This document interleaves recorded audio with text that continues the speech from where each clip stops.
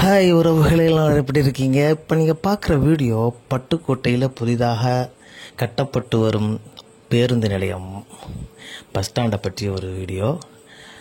பட்டுக்கோட்டையிலேருந்து தஞ்சாவூருக்கு போகக்கூடிய சாலையில் பாளையம் அந்த பகுதியில் லெஃப்ட் ஹேண்ட் சைடு இப்படி வளைஞ்சோம்னா ஒரு 1/2 கிலோமீட்டர் தூரத்தில் நரியன் பாளையங்கிற பகுதியில் தான் இந்த பஸ் ஸ்டாண்டு கட்டிகிட்ருக்காங்க. ஆல்மோஸ்ட் 80% வேலை முடிஞ்சிருச்சு. எப்போ திறக்கிறாங்கிற தகவல் தெரியலை. எப்போ திறக்கிறாங்கிறத விரைவில் அறிவிக்கிறோம். அதுக்கு முன்னாடி இந்த நான் எடுத்திருக்கக்கூடிய இந்த பகுதிகளை பாருங்கள். ஓரளவு பெரிய ஒரு பரப்பளவு கொண்ட பகுதியில் தான் இந்த பஸ் ஸ்டாண்ட் கட்டப்படுது. என்ன ஒன்று, அதிராம்பட்டினம் மக்கள் அதிராம்பட்டினத்துக்கும் பட்டுக்கோட்டைக்கும் வழி மிக நெருக்கமாக இருந்தது. இப்போ பஸ் ஸ்டாண்டை மாற்றிட்டாங்கன்னா அதிராம்பட்டினம் மக்கள் அங்கேருந்து போய் ஏறி வரணும்.